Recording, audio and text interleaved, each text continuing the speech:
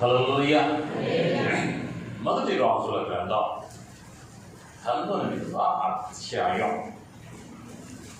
19వ వచనాన్ని చదువుదాం. ఏలియా అతడి నుండి పోయిన తరువాత అతనికి షాపాతు కుమారుడైన ఎలీషా కనబడిన. అతడు తన ముందరనున్న 12 అరకల ఎడ్ల చేత దుక్కి దున్నించుచు 12వ అరక తాను తోలుచుండెను. దేవునికి మహిమ కలుగును గాక. కొనసాగించి చదివితే చేరబోయి తన దుప్పటి అతని మీద వేయగా. దేవుని నామానికి మహిమ కలుగును గాక. హల్లెలూయా.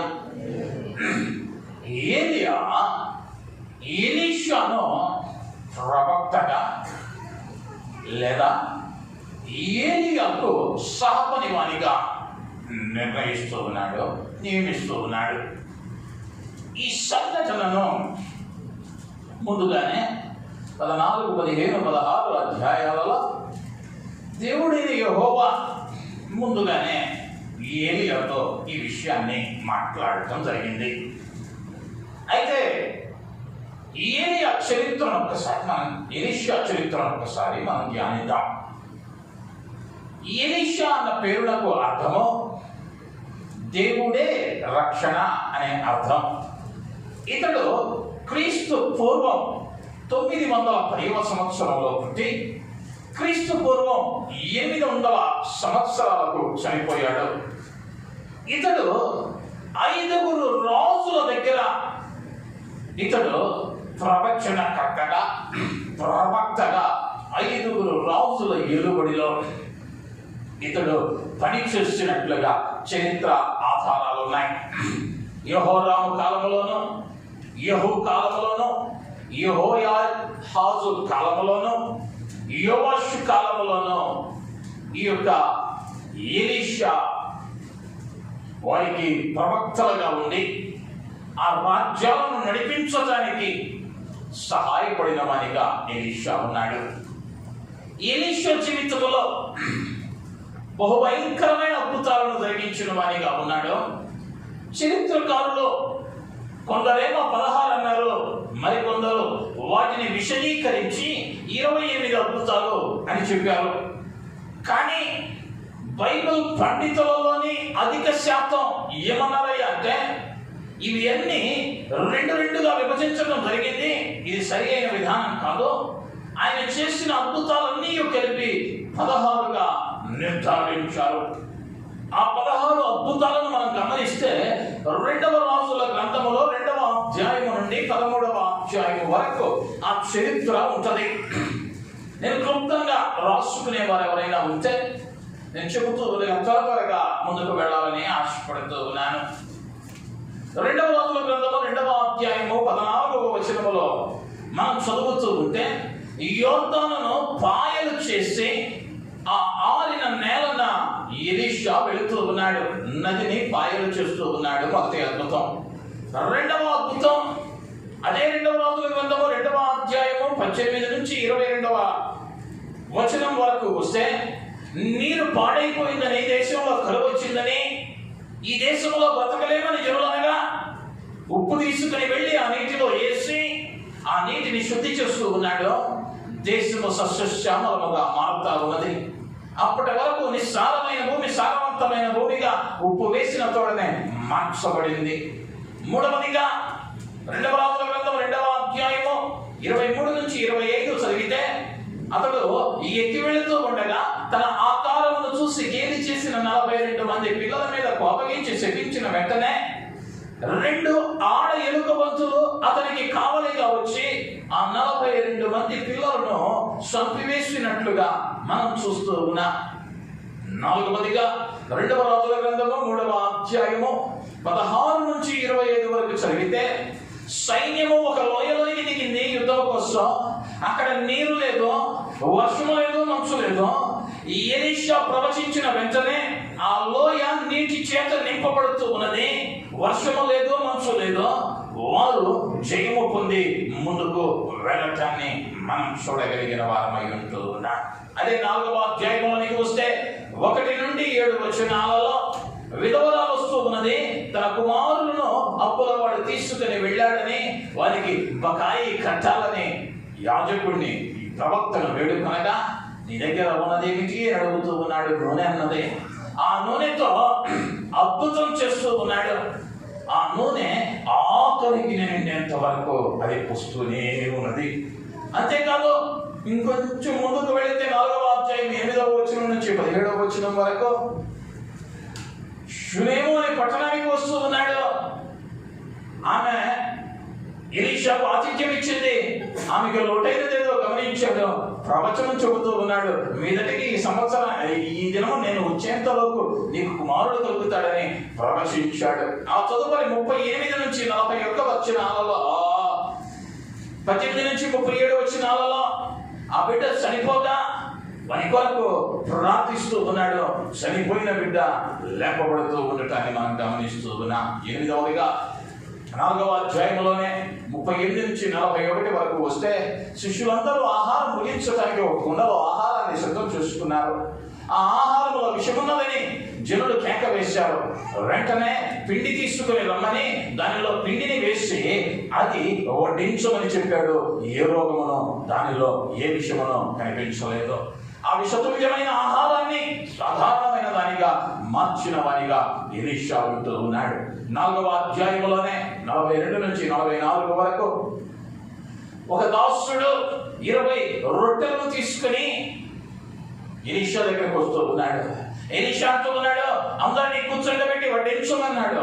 పనివారు అన్నారు, అయ్యా 100 మందికి పైగా ఉన్నా ఈ 20 రొట్టెలు సరిపోవన్నాడు. ప్రభువు సెలవిచ్చుచున్నాడు, వడ్డించమన్నాడు. ఇంకా మిగులుంటుంది అన్నాడు. అన్న రీతిగానే 20 రొట్టెలతో 100 మంది కంటే అధికులు భోజనం చేసి ఇంకను మిగులు ఉన్నట్లుగా అక్కడ మనము చూస్తూ ఉన్నాం. 5వ అధ్యాయంలోనికి వచ్చేసరికి 1 నుండి 19 వచనాలలో సిరియా సైన్యాధిపతి అయినటువంటి నయమాను ఎలీషా దగ్గరికి వస్తూ ఉన్నాడు. ఎలీషా యోర్దానుకు వెళ్ళమన్నాడు. 7 మార్లు మునగమన్నాడు. మునిగితే స్వస్థత పొందుతామన్నాడు. చిన్న పిల్ల వారి దేహం వలె వారి దేహం మారిపోయింది. అదే 5వ అధ్యాయంలో 25 నుంచి 27 వరకు చూస్తే, గెహాజీ చేసిన తప్పును బట్టి గెహాజీని శపిస్తూ ఉన్నాడు. నయమాను పోగొట్టుకుని కుష్టి నీకు వస్తుందన్నాడు. ఆ మాటలు చెప్పిన తోడనే నొసటన తెల్లని మంచు వంటి కుష్ఠము గెహాజీకి కలిగినట్లుగా అక్కడ మనం చూస్తూ ఉన్నాం. అంతేకాదు 6వ అధ్యాయంలోకి వచ్చేసరికి 1 నుండి 7 వచనాల వరకు శిష్యులైన వారు ఆ యొక్క నదిలో కట్టెలు కొడుతూ ఉన్నారు. ఒకని గొడ్డలి పడిపోయింది నీటిలో. వాడంటూ ఉన్నాడు, అయ్యా అరువు తెచ్చుకున్నాను, మళ్ళీ ఇది చేయాలి దాన్ని అని కేకలు వేసిన వెంటనే ఒక కొమ్మ వేర్చి నీటిలో వేస్తూ ఉన్నాడు. మునిగిపోయిన గొడ్డలి తేలుతూ ఉన్నది. అద్భుతం జరుగుతూ ఉన్నది.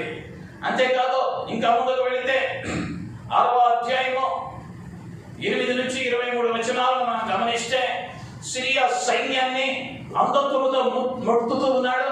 ఇశ్రాయేలు జనాంగం మీదకి యుద్ధానికి రాగా వారికి అంధత్వమును కలుగు చేసి వారు వెళ్ళవలసిన మార్గాన్ని మార్చి షోమ్రోనులోని పట్టణపు నడిగొడ్డునకు నడిపిస్తూ ఉన్నాడు. వారు అక్కడికి వచ్చి కళ్ళు తెరపబడిన వెంటనే ఆశ్చర్యానికి లోనవుతూ ఉన్నారు.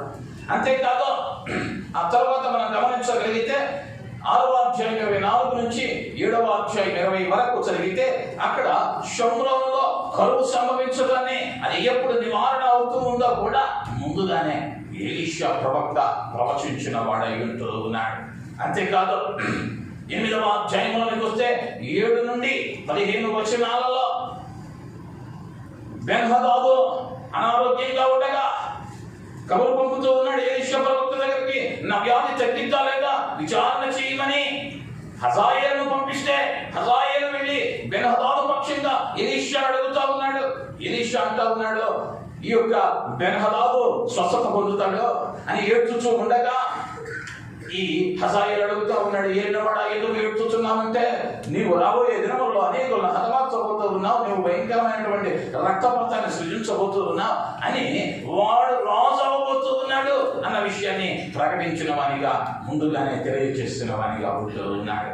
అంతేకాదు 13వ అధ్యాయంలో 14-19 వచనాలను చదివితే సిరియనులపై ఇశ్రాయేలుల కలుగు 3 విజయాలను గురించి ముందుగానే ప్రవచించాడు. గ్రంథకర్తలు రాస్తున్నటువంటి 16 అద్భుతాలు ఇవి ఉన్నవి. అయితే ఈ అద్భుతాల తరువాత ఆయన మృతి పొందిన తరువాత ఆయన శవమును ఒక సమాధిలో ఉంచారు. ఒక సైనికుడిని తీసుకుని వచ్చి ఆ సమాధిలో దించుతూ ఉండగా ఎంతగా మునిపే చనిపోయినటువంటి ఎలీషా ఎముకలు ఆ శరీరానికి తగిలిన వెంటనే ఆ చనిపోయిన సైనికుడు లేచి లోబడుతూ ఉన్నాడు. ఆయన మరణించిన తరువాత కూడా ఆయన ఎముకలు సైతము అద్భుతాన్ని జరిగించాడు. అంత మాత్రమే కాదు, లూకా సువార్తలో 4వ అధ్యాయములో 27వ వచనములో యేసుక్రీస్తు అన్నమాట మరియు ప్రవక్త అయిన ఎలీషా కాలంలో ఇశ్రాయేలు యందు అనేక మంది కుష్టి వ్యాధిగ్రస్తులు ఉన్నప్పటికీ నయమాను మాత్రమే ఎలీషా నయమాను తప్ప ఎవడను శుద్ధి నొందలేదని మీతో నిశ్చయముగా చెబుతూ ఉన్నాను. ఎలీషా ప్రవక్త కాలములో అని యేసుక్రీస్తు సంబోధించాడు ఎలీషా ప్రవక్త అని. అంత మాత్రమే కాదు, అనేక అద్భుతాలు ఎలీషా కాలంలో జరిగినట్లుగా సంభవించినట్లుగా మనం చూడగలిగిన వారంగా ఉంటూ ఉన్నాం. అయితే ఎలీషా అంత అద్భుతమైనటువంటి సేవకుడు కావటానికి ఆయన ముందుగానే దేవుడు ఏర్పరచుకున్నాడు. అయితే ఈ ఎలీషాలో ఆ స్థాయిలో నిలవబడటానికి, దేవుని గొప్ప కార్యాలు చేయటానికి, దేవుని చేత వాడబడటానికి ఎలీషా యొక్క గుణగణాలు లేకపోతే ఎలీషా యొక్క స్వభావం ఏమిటో మనం తెలుసుకోవాలి. ఆ లక్షణాలను నీవు నేను కలిగి ఉంటే నిన్నైనా నన్నైనా దేవుడు ఎలా చూస్తాడయ్యా అంటే ఆయన మహిమార్థమై ఆయన మనల్ని నిలువపెట్టే దేవుడు అయ్యుంటూ ఉన్నాడు. దేవునికి మహిమ కలుగునగాక. హల్లెలూయా, హల్లెలూయా. ఈ ఎలీషాలో ఉన్న స్వభావం నీవు నేను ధరించగలిగితే నేను ఒక మాట చెప్పగలను. ఆయన కడబోల మ్రోగిన వెంటనే మొదటగా లేపబడుతున్న గుంపులో నీవు ఉంటావు, దానిలో సందేహము లేదు. అయితే ఏంటి ఆ గుణాలు, ఏంటి ఆ స్వభావం అన్నది మనం ఈ ఉదయకాలం ధ్యానిద్దాం. మొదటిగా 2వ రాజుల గ్రంథం 2వ అధ్యాయం 15వ వచనం. 2వ రాజుల గ్రంథం 2వ అధ్యాయం 15వ వచనం. ప్రవక్తల శిష్యులు ఏలియా ఆత్మ ఎలీషా మీద నిలిచి ఉన్నదని చెప్పుకొని అతనిని ఎదుర్కొనబోయి అతనికి సాష్టాంగ నమస్కారం చేసి అతనితో ఇట్లనిది. చాలా దేవుని నామానికి మహిమ కలుగునగాక. హల్లెలూయా. ప్రవక్త శిష్యులు యోర్దానుకు యువతల ఒడ్డునున్నారు. అయితే ఈ ఎలీషా రాకముందు ఏం జరిగిందయ్యా అంటే ఏలియా ఎలీషాలు కలిసి యోర్దాను దాటి వెళ్ళారు. ఏలియా ఎలీషాలు యోర్దాను దాటి వెళ్ళారు. యోర్దాను దాటి వెళ్ళిన తర్వాత అగ్ని రథాలు వచ్చాయి. ఒక సుడిగాలి వచ్చింది. ఈ అగ్ని రథముల మీద ఏలియాను దేవుడు కొనిపోయాడు. అది చూస్తూ ఉన్న సందర్భంలో ఆ ఏలియా దుప్పటి ఎలీషా మీద పడింది. రెండింతల ఆత్మ చేత నింపబడ్డాడు. ఇప్పుడు ఆ నది ఒడ్డులోకి వచ్చి దుప్పటితో నదిని కొట్టాడు. నది 2 పాయలుగా అయింది. ఇది చూసినటువంటి మిగిలిన ప్రవక్త శిష్యులు ఇప్పుడు ఏం చేస్తా ఉన్నారయ్యా అంటే ఏలియా ఆత్మ ఎలీషా మీద ఉన్నది అని ఎలీషాకు భయపడి సాష్టాంగపడి నమస్కరిస్తూ ఉన్నారు. కారణం ఏమిటయ్యా అంటే ఈ ఏలియాలో ఏ దేవుని శక్తి అయితే ఉందో ఆ దేవుని శక్తిని ఎలీషాలో వీరు చూడగలిగారు. నిన్నటి వరకు ఈ ఎలీషా ఏలియాతో కలిసి 8 ఏళ్ళు ఆ పరిచర్యలో కొనసాగాడు. ఏలియాకు పరిచర్య చేస్తూ 8 ఏళ్ళు గడిపాడు. ఆ 8 ఏళ్లలో తోటి పనివాడు ఏనాడునో సాష్టాంగపడి నమస్కరించలేదు, ఏనాడు వంగి దండలు పెట్టలేదు. కానీ ఇప్పుడు పరిస్థితి మారిపోయింది. కారణం ఏంటయ్యా అంటే ఆ దేవుని శక్తిని ఎలీషా పొందుకున్నాడు. ఎప్పుడైతే ఎలీషా దేవుని శక్తిని పొందుకున్నాడో, దేవుని ఆత్మ ఎలీషా మీద ఉందో, ఎలీషాకి తన సముదాయంలో, తన సంఘంలో, తన సోదరుల మధ్య, తన తోటి వారి మధ్య దేవుడు ఏం చేశాడయ్యా ఇప్పుడు ఎలీషా అంటే హెచ్చించాడు. కారణం ఏమిటయ్యా అంటే దేవుని శక్తిని ఎలీషా పొందుకున్నాడు. దేవుని శక్తిని ఎలీషా పొందుకున్నాడు. శక్తి అనటంటే దేవుని ఆత్మను పొందుకున్నాడు. దేవుని ఆత్మను పొందుకున్నాడు. ఆ దేవుని ఆత్మ ఎలీషాలో ఉండటం ఆ ప్రవక్త శిష్యులు చూశారు. మరి ఉదయ కాలం నా ప్రశ్న, దేవుడు నన్ను ఆశీర్వదించాలని గంటలు ప్రార్థన చేస్తా ఉన్నావే, ఆయన ఆత్మ నీలో ఉందా? ఆయన ఆత్మ నీలో ఉందా? లేదా ఆయన శక్తిని నీవు పొందుకున్నావా? ఆయన వైపు చూస్తూ ఆయన యొక్క బలం నిన్ను బలపరచాలని, ఆయన శక్తి చేత నింపాలని ఏనాడైనా ప్రయత్నం చేశామా? శక్తి అన్నది చాలా అవసరం. శక్తి లేకపోతే 2 పూట్ల ఆహారం తినలేదాం కాదు. ఏదైనా పని చెప్తే ఏమండి ఓపిక లేదండి, శక్తి లేదండి అంట. దేనికయ్యా అంటే ఒక చిన్న పని చేయటానికి. మరి ఆత్మీయ స్థితిలో ఆత్మీయంగా బలపడాలి అంటే ఆత్మీయమైనటువంటి బలాన్ని ఇచ్చేటువంటి వాక్యము, ప్రార్థన, విశ్వాసము, పరిశుద్ధత, పవిత్రత ఇవి చాలా ప్రాముఖ్యమైనవి. శరీరానికి మనం బలహీనమైపోతే ఆసుపత్రికి వెళ్ళి మల్టీవిటమిన్ టాబ్లెట్లు వేసుకుంటామే. మరి ఆత్మ బలహీనమై పడిపోతూ ఉన్నప్పుడు దానికి కావలసినటువంటి శక్తినిచ్చేటువంటి ఆ దేవుని వైపు మనం చూస్తూ ఉన్నామా, ప్రశ్నించుకోవలసిన భాగమై ఉంటూ ఉన్నా. ఎలీషా వాడబడటానికి కారణం, ఎలీషా ద్వారా దేవుడు అద్భుతాలు చేయటానికి కారణం దేవుని శక్తిని పొందుకున్న వానిగా ఉంటూ ఉన్నాడు. రెండవదిగా ఎలీషా గొప్పగా వాడబడటానికి కారణం మొదటి రాజుల గ్రంథం 19వ అధ్యాయం 20 వచనాలు. నేను పోయి నా తల్లిదండ్రులను ముద్దు పెట్టుకొని తిరిగి వచ్చి నిన్ను వెంబడించదనని చెప్పి అతనిని సెలవు అడుగగా అతడు పోయి రమ్ము, నా వలన నీకు నిర్బంధం లేదని చెప్పాను. అందుకు అతడు అతనిని విడిచివెళ్ళి కాడి ఎడ్లను తీసి వధించి వాటి మాంసమును చేత వంట చేసి జనులకు వడ్డించెను. వారు భోజనం చేసిన తర్వాత ఏలియా వెంబడి వెళ్ళి అతనికి ఉపచారము చేయించుండెను. దేవుని నామానికి మహిమ కలుగును గాక. హల్లెలూయా, హల్లెలూయా. ఈ వచనం నన్ను చాలా ఆకర్షించింది, ఆలోచింప చేస్తుంది. ఎలీషా ఏలియా పిలిచిన వెంటనే ఏం చేస్తా ఉన్నాడు అంటే 12 అరకలతో పొలం దున్నుతా ఉన్నాడు. 12వ అరక ఎలీషా తోలుతా ఉన్నాడు. అరక అంటే ఎంతో నీకు తెలుసు. అరక మంచిది ఉన్నాడు. అరక అంటే 2 ఎడ్లను ఒక కాడి కింద కడతారు, దానికి మధ్యలో నాగలేస్తారు. పొలము దున్నటానికి దానిని అరక అంటారు. ఇప్పుడు 2 ఎడ్లను కట్టి దానికి కాడి కట్టి తన పొలం దున్నుతూ ఉన్నాడు.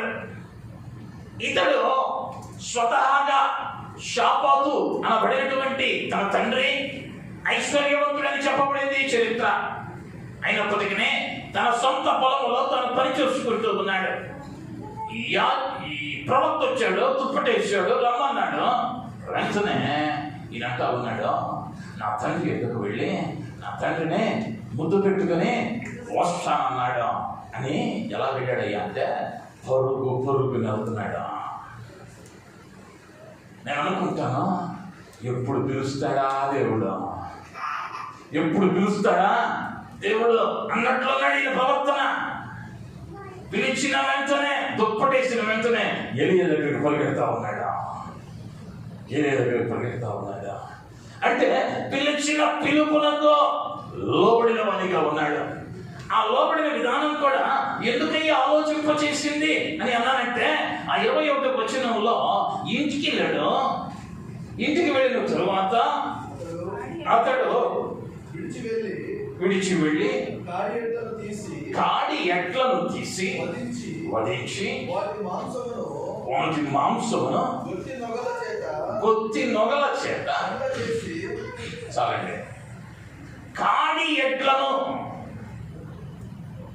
ఏం చేశాడయ్యా అంటే వధించాడు. అంటే ఎన్ని ఎట్లను వధించాడు? ఎన్ని ఎట్లు? 2 ఎట్లను వధించాడు. వధించి వాటిని గొత్తి నొగల చేత, అంటే దీనిలో పరీక్ష కూడా రాశాం, గొత్తి నొగల చేత. చెప్పిన వాళ్ళకి బహుమతి ఇస్తా.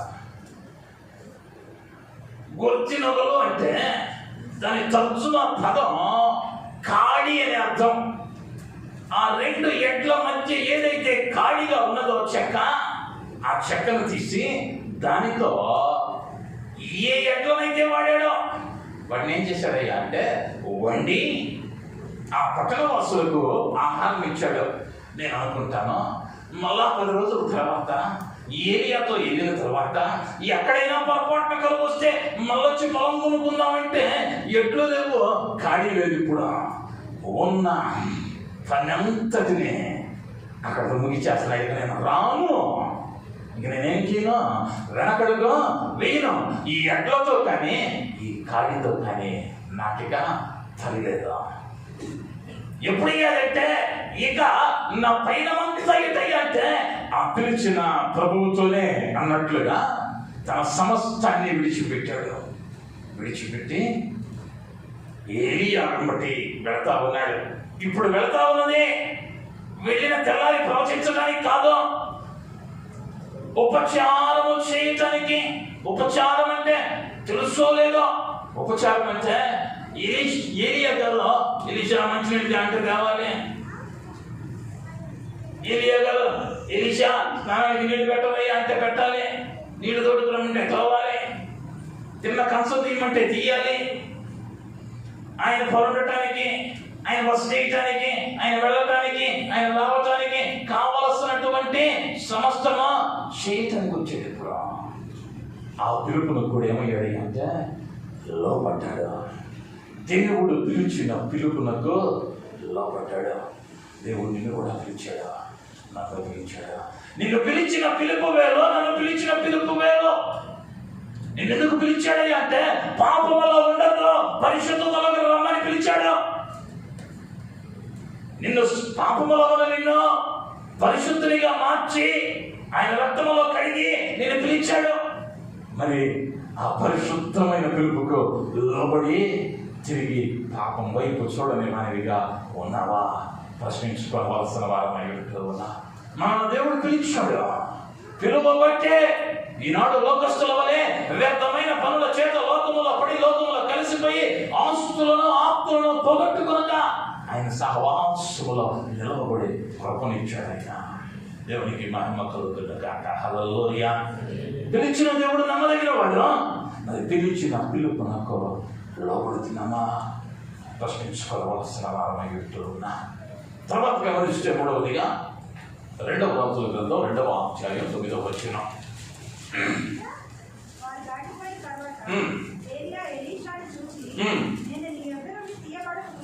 నేను నీ యొద్ద నుండి తీయబడక మునుపు నీ కొరకు నేనేమి చేయకూడదువో దాన్ని అడుగమని చెప్పగా ఎలీషా నీకు కలిగిన ఆత్మలో 2 పాళ్ళు నా మీదకి వచ్చినట్లు దయచేయమని దేవుని నామానికి మహిమ కలుగుతున్న కాక. హల్లెలూయా. మొదటిగా దేవుడు శక్తి పొందాడు, పిలుపులకు లోబడ్డాడు, పిలుపుకు తగ్గట్టుగా ప్రయాణం చేస్తా ఉన్నాడు. ఒక రోజు వచ్చింది ఏలి అడుగుతా ఉన్నాడు, ఎలీషా నేను వెళ్ళిపోయే కాలం వచ్చేస్తుంది, 8 ఏళ్ళు నాకు పరిచయం చేసావు, దానికి ప్రతిగా నన్నేమీ ఇవ్వమంటావు, నా దగ్గర నుండి నీవు ఏం ఆశిస్తున్నావు అని అడిగాడు ఏలియా. ఈ ఎలీషా ఇంతకు మునుపు ఈ 8 ఏళ్లలో ఏలియా చేసిన అద్భుతాలు చూసినవాడు, ఏదైనా నా యజమానుడు చేయగలడు అని నమ్మినవాడు.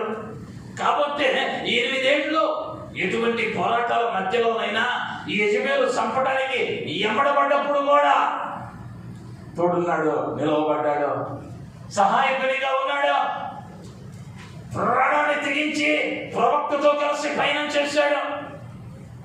ఇప్పుడు దానికి కృతజ్ఞతగా ఏలియా ఇవ్వబోతూ ఉన్న బహుమానం ఏం కావాలో అడగమన్నాడు. అయితే ఎలీషా అడుగుతా ఉన్నాడు, నీవు కలిగిన ఆత్మలో 2 పాళ్ళు కావాలి, నీకు కలిగిన ఆత్మలో 2 పాళ్ళు కావాలి. అంటే ఎలీషా యొక్క ఆశీర్వదం అంటే ఆత్మలో బలం పొందాలి. ఏలియా ఆత్మ ఎంత బలమైనదో దానికంటే నా ఆత్మీయ జీవితం 2 బలంగా ఉండాలి. ఏలియా ఎంత ఆత్మీయంగా ఉన్నాడో దానికంటే నేను 2 ఆత్మ కావాలి. అంటే ఇండైరెక్ట్ గా ఏమడుగుతున్నాడయ్యా అంటే, గురువు గారు మీకన్నా పెద్దవాడిని అవ్వాలి నేను. కానీ ఏలియా దాన్ని అభినందించాడు. అంటా ఉన్నాడు, నేను ఎత్తబడినప్పుడు నీవు గనక నన్ను చూస్తే ఆ ప్రకారం నీకు కలిగింది అని చెప్పాడు. ఆ ప్రకారమే అయింది. ఒకవేళ నేను కనుక అయ్యా ఈ రోజుతో ఈ మందిరానికి నేను రాను, రేపటి వారం నుంచి నేను రాను, ఏం కావాలి, నేనేమో 2 ప్రసంగాలు చేద్దాం అనుకుంటున్నాను అన్నాను. ఒక ఎంతమంది సంతోషంగా ఉంటాం. పోయేవాడు పోక ఒక ప్రసంగం అంటేనే గంట కూర్చోబెడతాం, ఇప్పుడు 2 ప్రసంగాలంటే 2 గంటలు. ఎందుకు రండి మాస్టర్ గారు, ఆకలి మెసేజ్ క్లుప్తంగా మాట్లాడితే బాగుంటుంది అనుకుంటాం. ఎవరు అడుగుతాం? ఎలీషా వల్లే అయ్యా నేను ఆత్మీయంగా బలపడినట్లు ఎలా ఉండాలి అంటే ఆత్మ బలం పొందటానికి ప్రయత్నించాడు. ఎలీషా అడిగి ఉండొచ్చు, అయ్యా నాకు గుర్రాలు కావాలి, రథాలు కావాలి, రాజ్యాలు కావాలి. నువ్వు మాటిస్తే రాజులని మాట్లాడతారు కదా, ఒక రాజ్యం నాకు ఇచ్చేసి. నువ్వు చెబితే దేవుడు కూడా నీ ప్రార్థన ఆలకిస్తాడుగా. సూర్యచంద్రులే ఆగిపోయినాయిగా, ఆకాశం నుండి అగ్ని తెప్పించావుగా. నా కోసం ఒక చిన్న కార్యం చెయ్యయ్యా అని ఏడుకుంటొచ్చు. కానీ ఈ ఆశ అంతా ఎక్కడ ఉంది అంటే ఆత్మీయంగా బలపడాలి.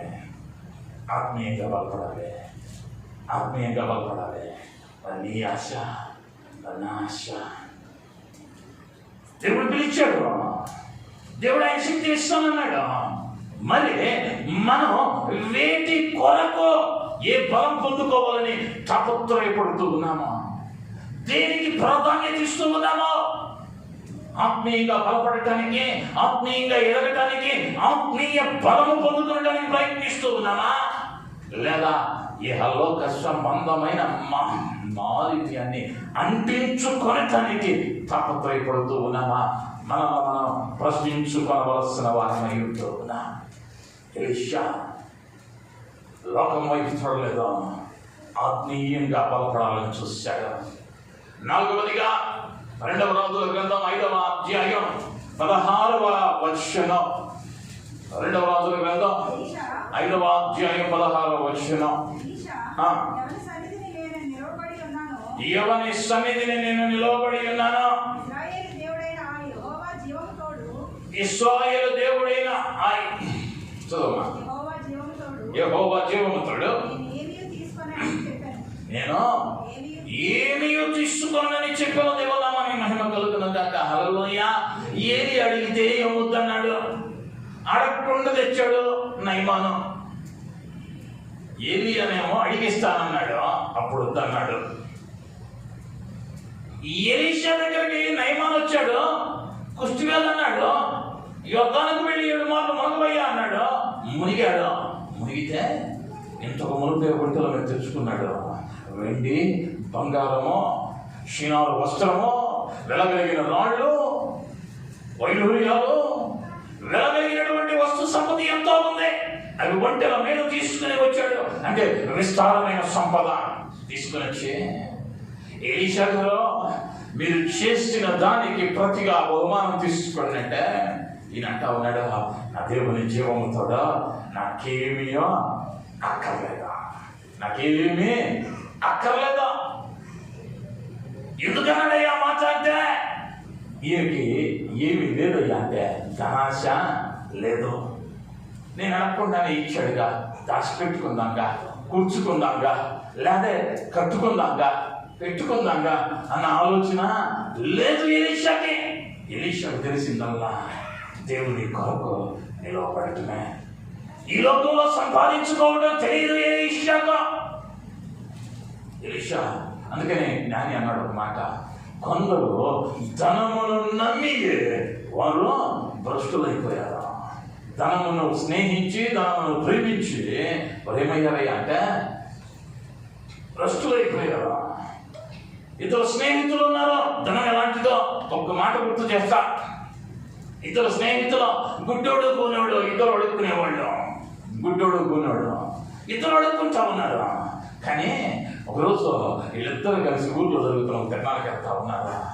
ఇప్పుడు గుడ్డోడు గూనోడు వెళ్ళారు. గుడ్డోడు పాపం జనం అటు ఇటు తిరుగుతూ ఉంటే ప్రతి వాడు తగులుతా ఉన్నాడు. ఇప్పుడు గూనోడు అన్నాడు, అరే గుడ్డోడా నీకు కనిపించు, నువ్వు అటు ఇటు తగులుతున్నావు, నీకు ఎందుకు వచ్చిన బాల, నువ్వు అక్కడ కూర్చో, నేను చూపించి నేను అడుగుతా గూనోడిని, నాకు ఎవరైనా వస్తా ఉంటే పక్క తప్పుకుంటా ఉంటా, నేను చూపించి అడుగుతా అన్నాడు. సరేనన్నాడు గుడ్డోడు. గూనోడు రోడ్లో కూర్చున్నాడు. గుడ్డోడు రోడ్డు పక్కన కూర్చున్నాడు, ఒక పట్ట వేసుకున్నాడు. గూనోడు అంటున్నాడు, అయ్యా వాడు గుడ్డోడు అడిగి కనపడదు, అయ్యా గూనోడిని నేను నిలబడలేను, ఏదైనా సహాయం చేయండి అంటున్నారు. అంతే నాకు వచ్చిన వాళ్ళు అందరూ ఆ గుడ్డోడిని చూస్తున్నారు, గూనోడిని చూస్తున్నారు. రూపాయి 10 రూపాయలు వేసి వెళ్తున్నారు. సాయంత్రం అయింది. గూనోడు చూశాడు. గూనోడు చూసి, అదే ఎప్పుడు రాని కలెక్షన్ వచ్చింది రాజా, ఎప్పుడు రాని కలెక్షన్ వచ్చింది రాజా. ఆడు గుడ్డోడు ఏం చేశాడు, ఆడ కూర్చొని ఉన్నాడు. కేకలేసిందంతా నేను కదా. వీళ్ళు ముందే అనుకున్నారంటే అయిపోయినాక ఇద్దరు శిరసరం తీసుకున్నావులా అనుకున్నారు. ఇద్దరు స్నేహితులే. వచ్చేటప్పుడు చెయ్యి వేసుకొచ్చినోళ్ళే, నువ్వు లేకపోతే నేను లేనన్నోళ్ళే. డబ్బులు కనిపించాయి. ఇప్పుడు ఏమనుకుంటున్నాడయ్యా అంటే కష్టపడ్డంతా నేను కదా. గుడ్డోడు ఏం చేశాడు, అడగప్పుడు వేసుకొని కూర్చున్నాడు. నేను అడిగితే కదా జనాలు ఇచ్చింది, ఈ నెట్టైనా చంపేయాలి. చంపిస్తే గుడ్డోడు కదా, అది కనపడదు కదా, మొత్తం నేను తీసేసుకోవచ్చు అని ఈ గూనోడు ఆలోచిస్తా ఉన్నాడు. అంతలో కూర్చున్న గుడ్డోడు ఆ మూటనట్టు తడివాడు. చాలా పెద్దది కనిపించింది. ఈ కళ్ళు కనిపించిపోయినా ఆశ చావలా. అదే ఇంత మూట నేను ఎప్పుడు చూడలా. ఈ గూనోడు ఏం చేశాడు, నన్ను చూపించి కదా అడుక్కున్నాడు. వీడొక్కడు చెడిగినట్లయితే ఏదైనా పని చేసుకునేవాళ్ళు నా మొహం చూసి కదా నేను గుడ్డోడిని ఏం చేయలేదని కదా నాకు కథ వేసింది. నాకు వేసిన దానిలో వీడికి అవసరం, వీడిని చంపిస్తే పోయిద్దే అనుకున్నాడు. ఇద్దరు అనుకున్నారు. ఇంటికి వచ్చారు. పొయ్యి మీద అన్నం పెట్టారు. గుడ్డోడు అన్నాడు, గుణడా నాకు కనపడదు కదా, నీళ్ళు కొన్నింటికి నీళ్ళు తెచ్చుకుందాం పదా అన్నాడు. ఇద్దరు కలిసి వెళ్ళారు. గుడ్డోడికి కనపడదు కాబట్టి గుణోడు కొన్నింటిలో దిగి బిందుతో ముంచుతున్నాడు. గుడ్డోడు కల పెట్టి ఒక తోపు తెచ్చాడు. గుణోడు కలలో పట్టాడు. ఈతరాలు పాపం గుణోడికి కేకలేసి వేసి చచ్చిపోయాడు. గుడ్డోడు ఇంటికి వచ్చి వండుతున్న అన్నం తీసి ఆవులు మంట, ఈ డబ్బంతా నాదే. గుణోడు చచ్చిపోయాడు. ఈ డబ్బంతా నాదే, ఇక రేపటి నుంచి నేను అడుగుకునే పని లేదు అనుకున్నాడు. ఆ వండిన అన్నం అంతా కంచంలో వేసుకొని ఆవులు మంట తిన్నాడు. 10 నిమిషాలు అయింది. పట్టున పడి చచ్చిపోయాడు. ఏమైందయ్యా అంటే ఈ గూనుడు ఎంత ఏం చేశాడయ్యా అంటే వచ్చినాక ఇటు అన్నం తిన్నామంటాడు, ఇద్దరికి అన్నం పెట్టానంటాను. అన్నంలో విషయం కలిపిస్తే ఈ గుడ్డోడు దాన్ని తినీక చచ్చిపోతాడు, డబ్బులన్నీ నాయి అనుకున్నాడు. గుడ్డోడు చచ్చాడు, గున్నోడు చచ్చాడు, ఇప్పుడు డబ్బులు అనుకుంటుంది. అదే పిచ్చోళ్ళారా, నన్ను నమ్మితే ఎవడైనా ఇంతేరా, నన్ను నమ్మితే ఎవడైనా ఇంతే. ధనమును స్నేహించాక అనేకులు భ్రష్టులయ్యారు. దాని మీద మనస్సు ఉందా? అది నీ దగ్గర ఉండదు. ధనమును ప్రేమిస్తాడు, నీ దగ్గర ఉండదు. అందుకని ఎలీషా ఏమంటున్నాడు అంటే నాకేమొద్దయ్యా అని దానిని తృణీకరించిన వారిగా అవుతూ ఉన్నాడు. అది కావాలని పరిగెత్తిన గెహాజీ కుర్చీగా తెచ్చుకున్నాడు. ఏం చూస్తున్నామయ్యా ఎలీషా అంటే దేవుని శక్తి పొందినవాడు, రెండవదిగా దేవుని పిలుపులకు లోబడినవాడు, ఆత్మీయ ఫలాన్ని వెలకినవాడు, నాలుగవదిగా ధనాశ లేనివాడు, కల్మషము లేనివాడు, ఐదవదిగా 2వ రాజుల గ్రంథం 6వ అధ్యాయం 17వ వచనం. యెహోవా వీడు చూస్తున్నట్లు దయచేసి వీడి కండ్లను తెరవమని ఎలీషా ప్రార్థన చేయగా యెహోవా ఆ పనివాని కండ్లను తెరవ చేసిన కనుక వాడు ఎలీషా చుట్టూను పర్వతము అగ్ని గుర్రముల చేత రథముల చేతను నిండి ఉండుట సూచన. అమ్మకు 15 చదువుకుంటా వెళితే అక్కడ పెద్దల కాడనే పనివాడు చేసి ప్రవక్త దగ్గరికి వచ్చి దైవజనుడి దగ్గరికి వచ్చి అయ్యా మన చుట్టూ సైన్యము చుట్టుముట్టింది అని భయపడుతూ ఉన్నాడు. ఎలీషా అంటూ ఉన్నాడు, భయపడుతూ వారితో ఉన్నవారి కంటే తనతో ఉన్నవాడు గొప్పవాడు. అయితే ఈ సంభాషణ జరుగుతున్నప్పుడు ఆ పనివాడు ఏం చూడగలిగాడు అంటే శత్రువుల సైన్యాన్ని మాత్రమే చూడగలిగాడు. దాని తర్వాత ఉన్నటువంటి అగ్ని రథాలను, అగ్ని గుర్రములను వాడు చూడలేకపోయాడు. అంటే దేవుడు తన కొరకు ఏమి సిద్ధపరిచి ఉన్నాడో ముందుగానే ఎలీషా చూస్తా ఉన్నాడు. ముందుగానే ఆత్మీయ దర్శనం కలిగిన వాడు, దేవుడు ఏ ప్రణాళిక ముందు కలిగి ఉన్నాడో అర్థం చేసుకోగలుగుతూ ఉన్నాడు. విశ్వాసంతో చెబుతా ఉన్నాడు, నువ్వు భయపడద్దు, మనతో ఉన్నవాడు గొప్పవాడు. ఇప్పుడు అడుగుతా ఉన్నాడు, అయ్యా వీని కన్నులో తెరవమన్నాడు. అప్పుడు దాకా కనపడినటువంటి అగ్నిరథాలు గుర్రాలు ఇప్పుడు కనపడతా ఉన్నాయి, వీరికి ఇప్పుడు కనపడతా ఉన్నాయి.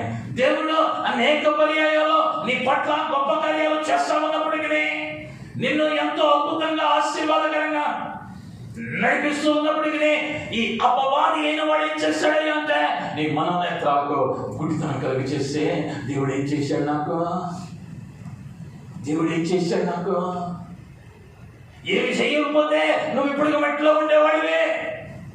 ఒక మాటలో చెప్పాలంటే ఏమి చెయ్యకపోతే మట్టిలో ఉండేవాడివి. ఆయన చేశాడు కాబట్టి సజీవుల లెక్కలో ఉన్నా. అనేక పర్యాయాలు ఆ గొప్ప కార్యాలను మర్చిపోతూ ఉన్నా. మన నేత్రాలకు గుడ్డితనం కలిగిపోతా ఉంది.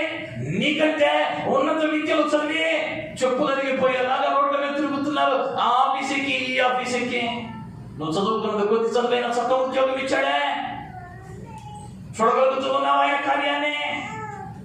నువ్వు మాటగాడివి కాకపోయినా, నీలో ఏ తలాంతో లేకపోయినా నిన్ను ఆశీర్వదిస్తూ ఉన్నాడే. కృతజ్ఞత చెల్లించగలుగుతూ ఉన్నావా? ఆయన నీ పట్ల చేసిన కార్యాలను నెమవేసుకుని ఆ ఆత్మీయమైనటువంటి లేదా ఆ ఆత్మీయ దర్శనాన్ని నువ్వు కలిగి ఉన్నావా? ఒకవేళ ఈరోజు బాగాలేదేమో, నా దేవుడు త్వరలో నాకు మంచి రోజు ఇవ్వబోతా ఉన్నాడు, నా ప్రార్థన ఆలకిస్తాడన్న ఆ నిరీక్షణ నీలో నాలో ఉందా? ప్రవక్త ఉన్నాడు, భయపడద్దు, మనతో ఉన్నవాడు గొప్పవాడు, ఆయన ఏదైనా చేయగలడు నీకోసం. అయితే నీవు నేను ఏమవ్వాలయ్యా అంటే ఎలీషాలాగా మారాలి. ఎలీషా వలె మారితే ఏమైందయ్యా అంటే ఆయన శక్తిని పొందుకుంటాం, ఆయన శక్తిని నువ్వు పొందుకున్నావంటే నీవున్న ప్రాంతంలో, నీ సమాజంలో, నీ సంఘములో నీవు అడగకనే నిన్ను గౌరవిస్తారు. నేనేం చేస్తాడు అంటే ఆయన తలగా ఉంచుతానన్నాడు. మీరు పైవారిగానే ఉంటారన్నాడు. ఎప్పుడైనా అంటే ఆయన శక్తిని నువ్వు పొందుకుంటే నీ ద్వారా జరుగుతున్న కార్యాలను చూస్తున్నటువంటి అన్యులు సైతము ఆయనను మహిమపరుస్తారు. రెండవదిగా పిలువబడిన పిలుపుకుల్లో పడ్డాడు. ఏ పిలుపు అయితే దేవుడు పిలిచాడో ఆ పిలుపుకు ఎన్నో అవరోధాలు వచ్చాయి, ఎన్నో ఆటంకాలు వచ్చాయి. ఆప్తులను విడిచిపెట్టాల్సిన పరిస్థితి, అయిన వారిని విడిచిపెట్టాల్సిన పరిస్థితి. అయినను ఆ పిలుపుకు లోబడిన వానిగా సమస్తాన్ని విడిచిపెట్టించాడు. దేవుడిని పిలిచాడే. ఎందుకు పిలిచాడో ఏనాడన్నా ఎరిగామా? నశించిపోతున్న నిన్ను నన్ను రక్షించాడే, ప్రాణం పెట్టాడే, రక్తం కచ్చాడే, కొరడా దెబ్బలు తిన్నాడే, తలను విడిచి ఈ లోకానికి వచ్చాడే. మరి పిలిచిన పిలుపుకు తగినట్లుగా నువ్వేం చేస్తా ఉన్నావు? నువ్వేం చేస్తా ఉన్నావు? ఆయన కొరకు ఆలోచించుకోవాలి.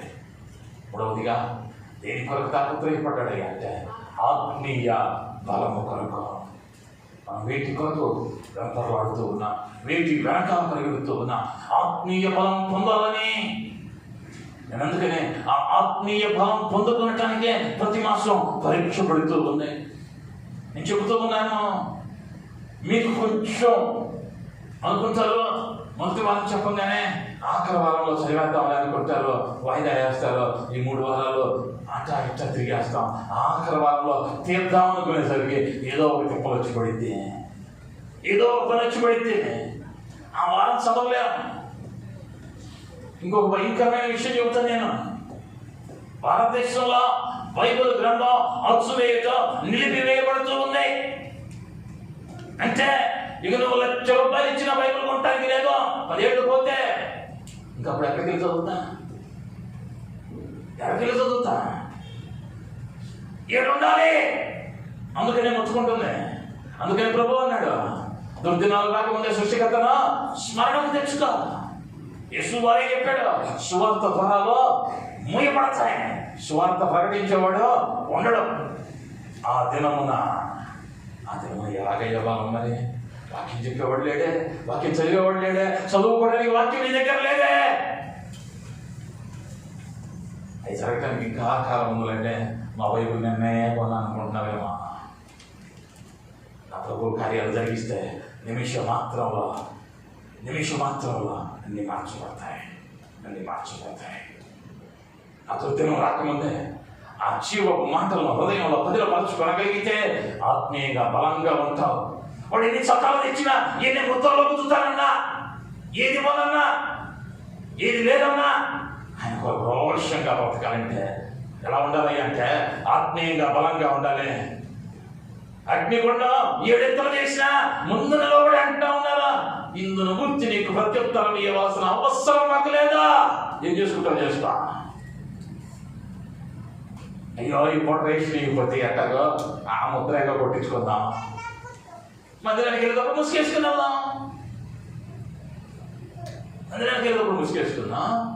రేషన్ షాప్కి వెళ్ళగానే ముసుగు తిద్దాం.